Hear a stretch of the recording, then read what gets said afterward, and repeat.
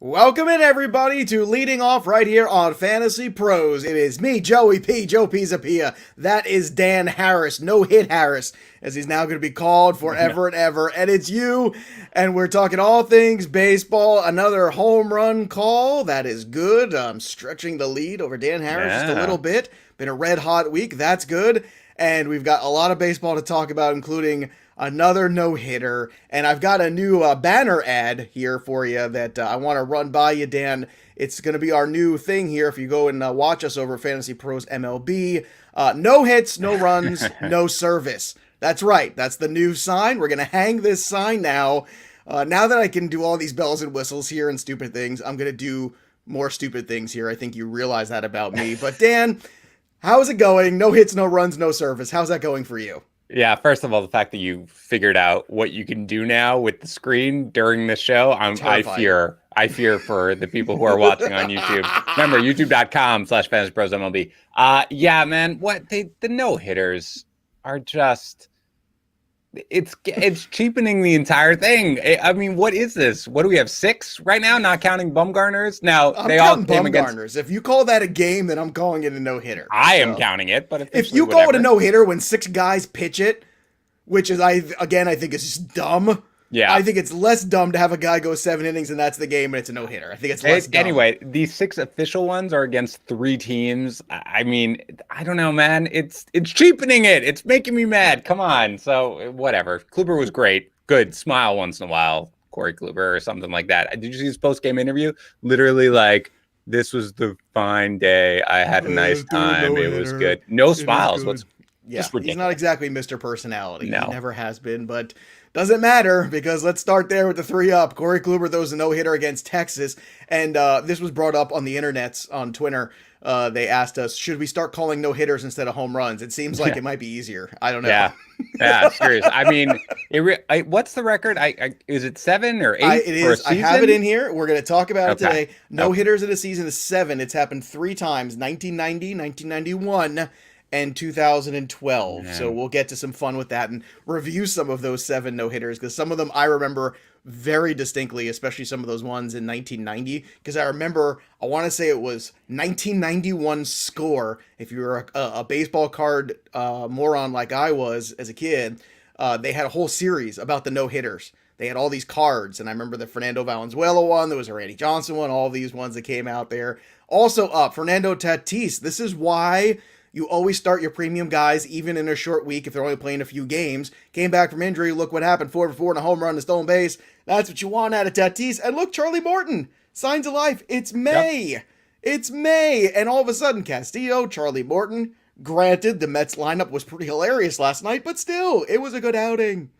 Yeah. I mean, it was, look, you can't take away, good players do good things against crappy teams, and that's basically what he did against that offense, and he looked good. And look, Morton is a guy who we've talked about a bunch right now. No, I'm not buying him necessarily at spring prices or anything like that, but I have not been quite as worried about him as most people seem to be. His velocity, Joe, we talked about that a lot before the season. That's really what the difference maker is for Morton. When the velocity is up, he's usually pretty effective. When it's down, he is not. The velocity is up. I think he's going to be fine. I think your buy low window may still be open with this.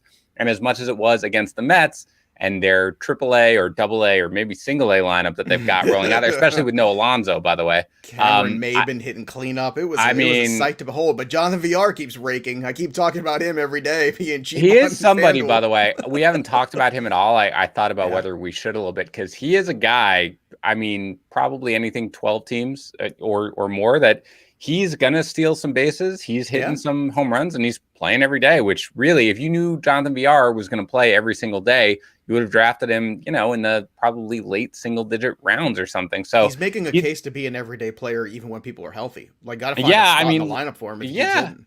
Yeah, absolutely. And again, with, J.D. Davis is on his way back and everything like that, but you've got Jeff McNeil. I mean, he's going to be in that lineup for a while, and he is somebody, DFS or just season-long leagues, you can really use. But in terms of, again, Morton in particular was a guy who I definitely was encouraged by. He looked good. His stuff looked good. So if you can still buy low, I would. All right. Speaking of velocity being down, let's do the downs. So Ohtani's velocity was down yesterday.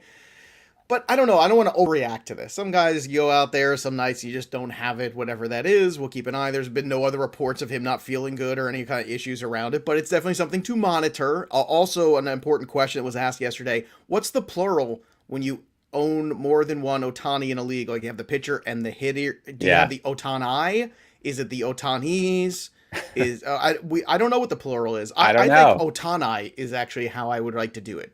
I think that's right. That's good. The Otani. Okay. All right. I just want to nail that down. Yeah. All right. The Otani. It actually sounds like some sort of like group from Game of Thrones. Like, oh, the Otani are coming. I kept thinking of Utini, which is what the Jawas say in Star Wars. Utini. Yeah, exactly. Maybe that. Another Met to the IL because they don't have any of those. Taiwan Walker, who had pitched pretty well this year, so another side issue for him. Everyone's got a problem with the sides. Maybe there's too much dancing in the clubhouse. I don't know. What's all this side stuff? Is everyone just twisting? Are they playing Twister? What's happening? I don't know what's happening just generally with the injuries, but everybody is hurt. Everybody on the Mets is hurt, but everybody hurts. Everybody hurts. I don't know. Whatever. We can't do anything about it. I mean, just got to keep going like the Mets. Fantasy managers got to keep going. With Alonso, by the way, again, didn't even mention that. Everybody hurts. Oh, no, he's really going after it. I was just sort of like, sometimes. You've got it. Mic out today. I always have this near me, just in case. Oh, all right. Something comes up, and I haven't done it on this show. I used to do it all the time, but I think it's gonna make a comeback here. The microphone. You're always ready to go. I love it. I got lots of stuff lots of toys all around me. You're always ready. Any situation. Let's talk about the Twins. Nelson Cruz actually hit a home run yesterday, trolling Dan because he's picked Nelson Cruz so many times in the last week, and he either didn't play or didn't hit a home run. And then he hits a home run. But the Twins, was their 15th home game of the year. They're now 14-27. Yeah. Dan, this is not good for the Twinkies. What's happening here? I don't know. It's really surprising. But I don't know what they're going to wind up doing. This was I think the White Sox were favored to win the division, but only narrowly over the Twins. Like they came in, I think, at maybe a difference of 1 in their preseason win total. But yeah, obviously nothing's going on. So I wouldn't be surprised if eventually they start selling off pieces. Because, you're 14-27. That takes more than just like a little heater to get back right. They've got to go on a massive win streak, right? They've got to do better than just like your home run calls over here. They've got to go on like this massive sort of swing. Let's not set the bar too high. No, I don't know. We'll see if some pieces start getting sold off. All right, so you asked, and I had it prepared today because I knew the people would want to know the answer to this. So 1990, here you go. You ready? Yep. Combined no-hitter, Mark Langston and Mike Witt. Oh, Mike Witt for the California Angels. Wow. Then California Angels. Randy Johnson, Nolan Ryan, Dave Stewart, Fernando Valenzuela, Terry Mulholland when he was pitching for the Phillies. Wow. And Dave Stieb, who had teased a no-hitter so many times before that.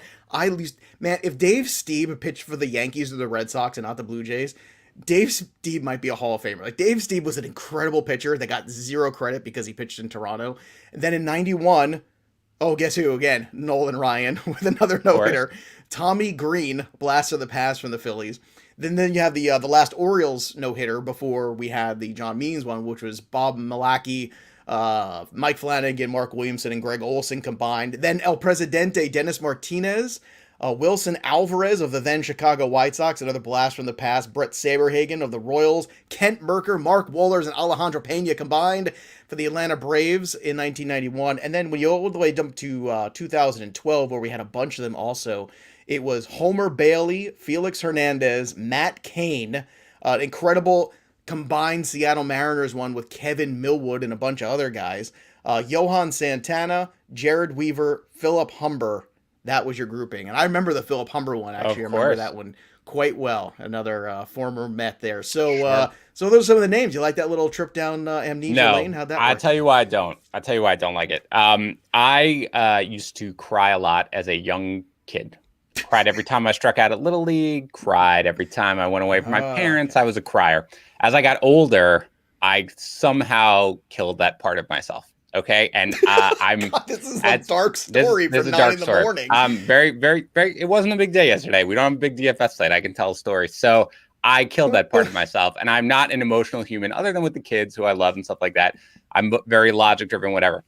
I have cried probably once in the last 15 years, and that cry was when Johan Santana threw the first Mets no-hitter, mainly because I missed it, because my wife and I were on, I watch every game, and my wife and I were on our first date since we had moved to New Hampshire in like 2 years or whatever. All the nights, that's and the I was out at a comedy club, Seth Meyers is from my town, and I was looking, and I got so many texts, and I ran out to my car, and I heard the last out, and as did I broke down, and my father had passed away, and I thought that, recently, and I thought that he would have enjoyed it.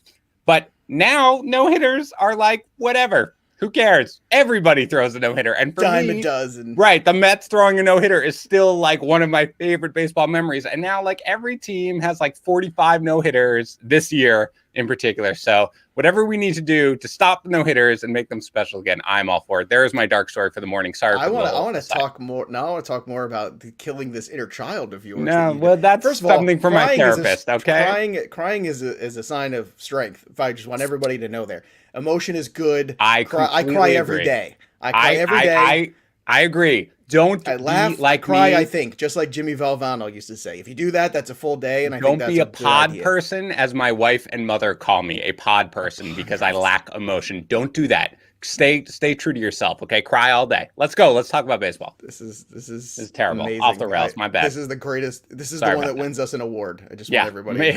Or all right. If you've got questions there, make sure you drop them in the chat. We'll talk about those. We'll try to get to your questions for the Peanuts and the Cracker Jacks. In the meantime, let's shift gears. No more no-hitter talk. I'm done. And that's the sad part. It cheapens it. And if you want to know why this keeps happening, it's two reasons. Number one, nobody changes two-strike approach. Okay, two-strike approach. Everybody's going up there with the same exact approach, and that's not good for baseball. Period. And then the other thing is, we're at a point where the problem with this league is, once again, there's the haves and have-not teams. The Mariners are a team that's just not competitive. The Texas Rangers are a team, you look at the roster, it's not middling. It's just not. Okay? And the Pittsburgh Pirates are another roster. It's not a good roster. It's not a major league roster. And yet they're talking about expanding the league again, and that just drives me crazy. And that's all I got to say about that. All right, Trey Mancini. Let's talk about good news. How about comeback player of the year? How about all that Trey Mancini? 2 home runs for him, 4 for 5. He's got 38 RBI. That leads the league. Oh, it feels so good because we were Team Mancini, you and me.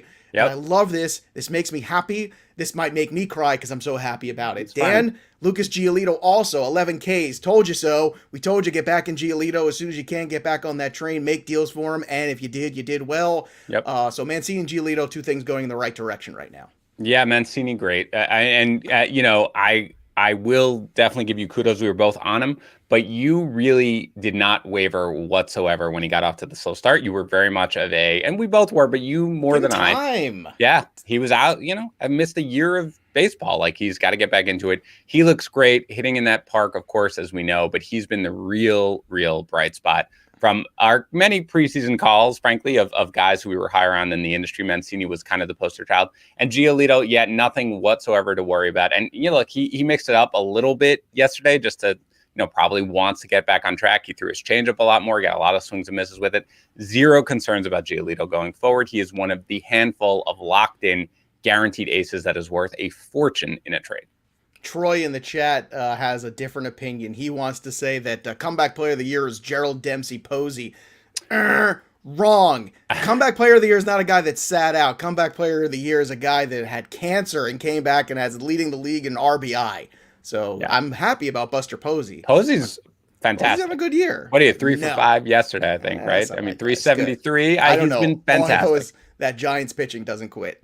That's why Kevin Gossman's got the ERA under 0. I think it's under 0 if it's negative. He's got a negative ERA.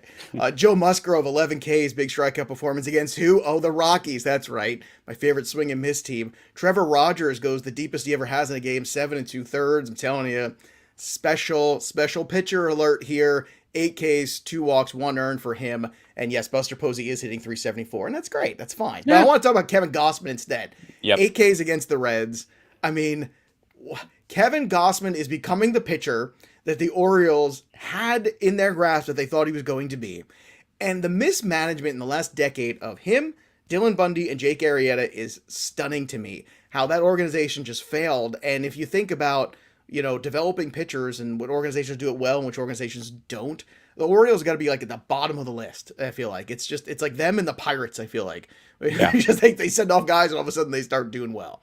Yeah, the Orioles in particular have been terrible for years. Like we talked about that even with Dylan Bundy when he left the Orioles and went to the Angels. It wasn't quite so much about how the Angels have this incredibly advanced analytical coaching staff that could fix him. It was, oh, he's out of Baltimore, like he'll be fine now, because Baltimore really is where pitchers kind of go to die, except John Means, who is just still crushing it. So Gausman, yeah, I mean, I guess six innings, 6 shutout innings with 8 Ks. His splitter, look, we always knew the splitter, right? Because when he leaned into the splitter and it was working, he was pretty much untouchable, but he wouldn't always throw consistently. But his fastball is also performing extraordinarily well right now.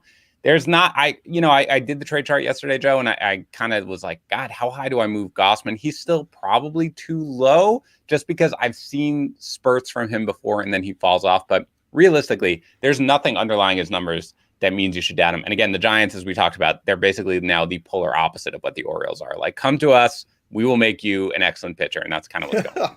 It's stunning. I mean, all those guys in the Giants right now. And you know what? I'm in a weird way, I'm kind of rooting for the Giants to be that third wheel in the West that just kind of ruin things. Because I like stories like that. The team that comes out of nowhere, it just kind of ruins the chalk of the Dodgers and the Padres. Like, oh, here come the Giants. The Giants are kicking around. And they're not going anywhere. If that pitching holds, I don't know if it will. But right now, they're not going anywhere.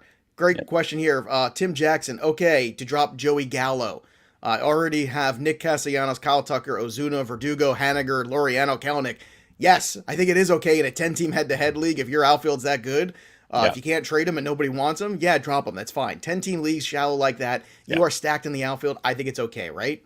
Yeah, I mean, with that team, for sure. I mean, my opinion of Joey Gallo has changed very little since before. Wait, I realized he hasn't been. Callow or Joey? Joey Callo. Okay. I have not really changed my opinion on Gallo, but in a 10-team league with that outfield, you can absolutely let him go.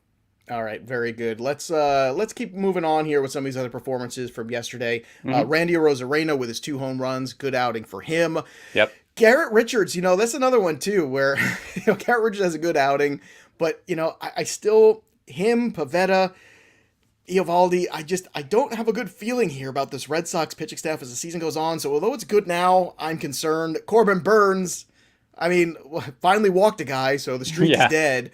But at the same time, how about this? How about 9 strikeouts for him? And of course, the bullpen blows in. Of course, they don't score enough runs to really win. Corbin Burns, the Milwaukee Brewers right now, again, this is great for your ratios, bad for your win totals. I just feel like that's going to be the story of this season for these guys. Yeah, I try not to go too crazy about wins unless it's a truly, truly terrible team. Like if you're playing on like if you were pitching for the Tigers, I think I dock you a bunch of wins. The Brewers right now they have no offense whatsoever, but I'm not devaluing a guy like Burns because I worry about his win totals, but it's just going to be a little annoying. Hey, they scored 4 yesterday. I think that should be fine. The bullpen blew it for Burns. But yeah, Burns, though, still, continues to look phenomenal. There's very little to make me doubt his performance overall. As for Richards, it's actually been great since he got lit up in the first 3 innings and the next 45. He's been pretty good. But yeah, he's never even yesterday, he wasn't 7 hits and 4 walks, right? Like you always feel like he's on the verge of imploding and then he manages to hold it together. So with those guys, Pivetta, like you mentioned, and Richards and Eovaldi, I don't know. I pick your spots, I guess, but I'm not ready to rely on them regularly. Zach Greinke had 8 Ks last night. The velocity was way up from 61 to 64, so you got to look at that. That's very encouraging. All right, let's talk some closer stuff. James Karinchak got a save. Is he the guy? Might be back-to-back days now with the save. And again, the thing with Class A was he was brought in the 8th and he faced the 8, 9, and 1 hitters. So that's not like, oh, we want him to come in early to face the heart of the lineup. This is a guy who was like, no, we want Karinchak to face the heart of the lineup. So do I think Karinchak gets every save going forward? I do not. I think Class A will still get in there, but this is, if you own or if you roster Karinchak, you're happy no matter what, because even when he doesn't get the save, his numbers have been ridiculous. So still think it's more of a 1A, 1B, and both guys are rosterable. All right, let's hit some of these other notes real fast. Ketel Marte reinstated from the IL. Good news. Yep. Rizzo out with a back. Bad news. Kirilloff begins a minor league rehab assignment, or he actually did on Wednesday. So hopefully, maybe by the weekend, fingers crossed, Yep. we get him back. If not, maybe Monday, Tuesday. But he did homer on Wednesday, so obviously Kirilloff looks right. That's a good thing. Noah Syndergaard threw 4 scoreless innings. And God, the Mets need somebody to play baseball. Getting Syndergaard would give this team a nice big shot in the arm. Senzel and Moustakas were out, as well as Victor Robles, who was out. He's undergoing a precautionary MRI or X-rays. He left that game, by the way. You know, Robles, very briefly, because Robles was another guy we were behind. Hey, look, a lot of shit. Look, we're not going to hit 1,000. Look, Buxton, no, great. But Mancini, I'm telling you, great. Robles, terrible. But I'm telling you, though, he was coming around. He was hitting the ball hard. And one of these things, like, God, you can take an injury, right? You can take one if it happens, but rounding the bag and you step on first or something, or the step after first and you roll your ankle. I mean, I hope that x-rays are fine. That was really annoying because this is something where he'll probably be fine, but he'll have to sit a few days and then he'll come back and he'll lose this hot streak that he was on. But he was starting to come around. So he might be a guy, if he does wind up being healthy, that I would look to buy dirt cheap because people are still basically writing him off. And he had started to really find a swing in recent weeks. So he's a guy I might be targeting, assuming that he avoided serious injury with this one. All right, here's a good question here from one of the Peanuts and Cracker Jacks. Jesse wants to know, someone inexplicably dropped Kenta Maeda. I can explain it. He's been terrible. In a 12-team head-to-head league, I still wouldn't drop him. How much fab do I spend to buy on him or buy low on him? I guess here's my thing. At this point, let's say you had $100 to start. Maybe you're, in the 60s at best here at this point in the season? I mean, probably less. But, I mean, I would definitely go towards the $15 to $20 range here. I would be aggressive. If you want to be overly aggressive, you got to go over 20, I imagine. But look, if Maeda gets right, this is a difference maker pitcher. How aggressive would you be? Let's say you had $60 left. How far would you go?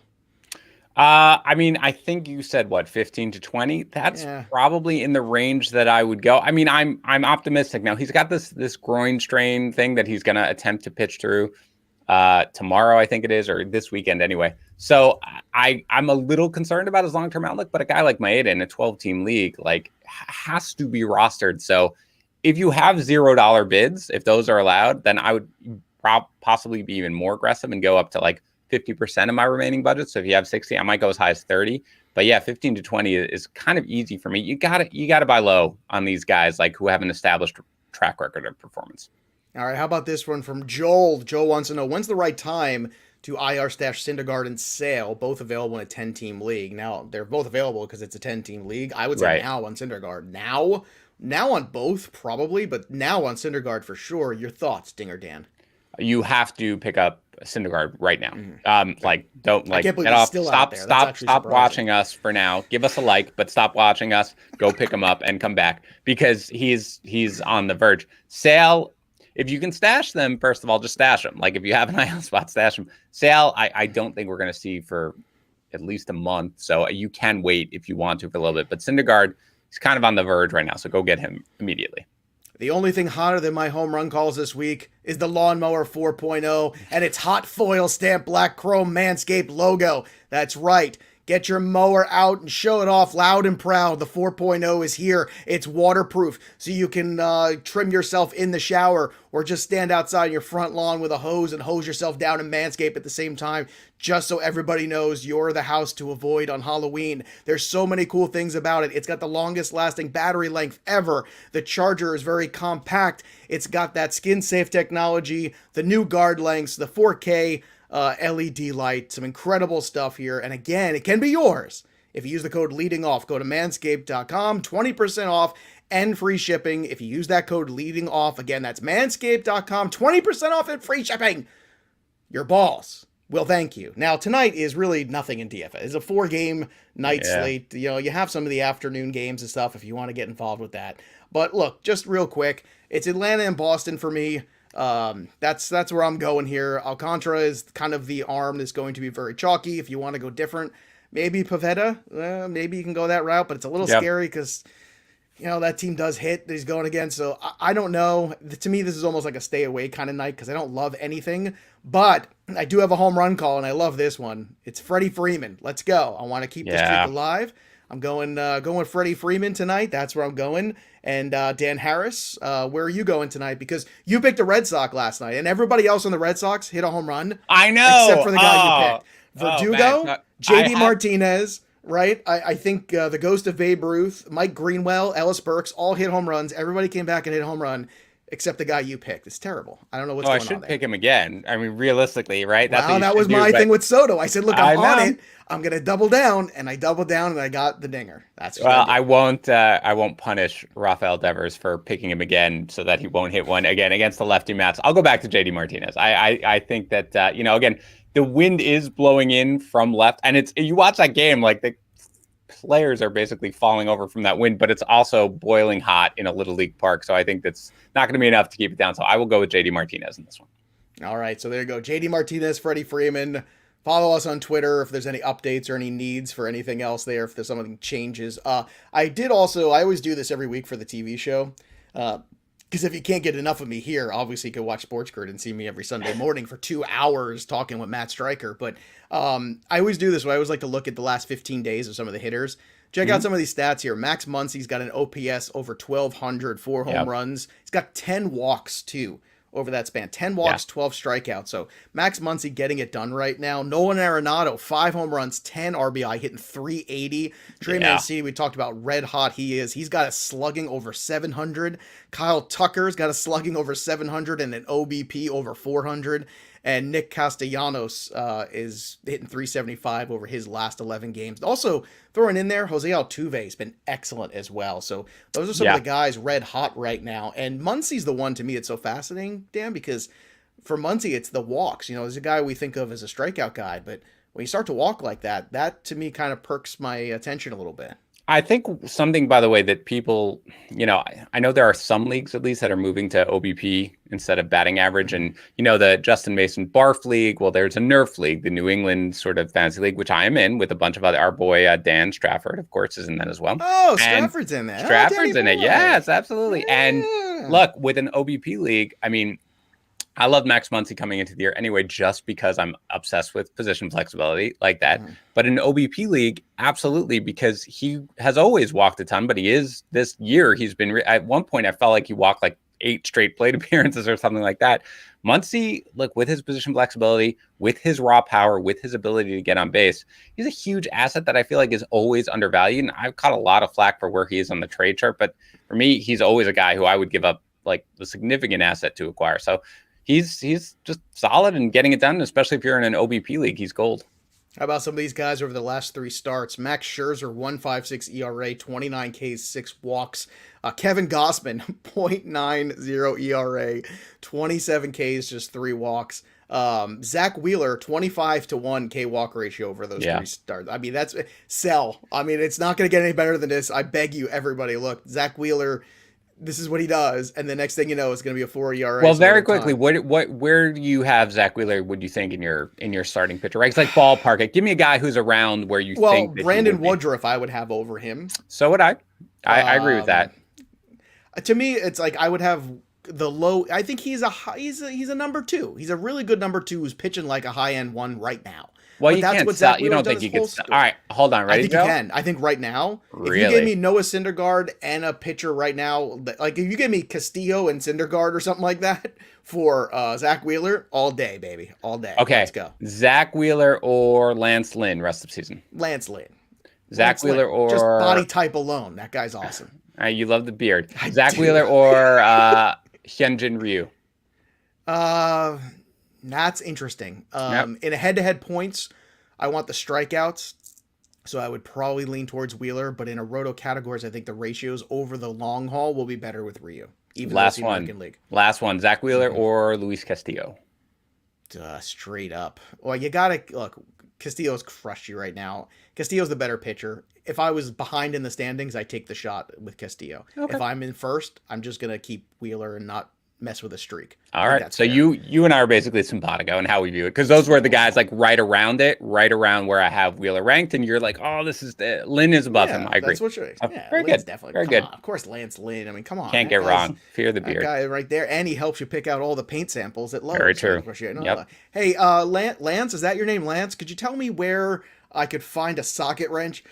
I don't know. It's not my aisle. I could talk to somebody else for you. That's totally Lance Lynn. It's exactly what it looks like. The guy who has no idea in Lowe's or the Home Depot where anything is except whatever is in his aisle. That's it. You notice that? It's always, well, that's not, maybe talk to Rich. Rich might have an idea where that is. I have no idea. You laugh because it's true. All right. Also, what's true is we want to give you free stuff. So go right now to fantasypros.com/MLB contest. We're giving away a Vladdy Guerrero autograph ball thanks to our friends at Pristine Auction. So all you got to do, again, leave that review on Apple Podcasts or CastBox, screenshot it, fill out the form at fantasypros.com/MLB contest, and you are entered to win for free and entered to win anything else that we give away thanks to Pristine Auction over these next few months. Dan Harris, you seem like you have something exciting to add into this? Mm-hmm. It is not exciting. Mike Mayer in the chat tells us that the Reds just put Mike Moustakas on the IL, so everybody look out for that with their early game today. No, but the one thing I will say is, there we go, Joe, well done. The one thing I will say is the reading of the reviews or the expressing appreciation for the reviews, people seem to enjoy that. So they reached out to me, to somebody who, a couple of people who I read their reviews or responded to them like that. So I'm just going to do that every month. If you leave a review for the show on Apple Podcasts in particular, because that's what I have, I will, at the end of the month, express our appreciation in the same way I did that way. So you get to enter the contest for the Vladimir Guerrero Jr. signed baseball, and you get to hear your name, if you want, read on this show at the end of the month. That's all. That's right. And the big takeaway from today's show: no hits, no runs, no surface. That's right. Get your butt out of this house. Get out of here. You don't belong here. We're not going to serve you unless you're throwing no hitters. That's it. That's all you got here.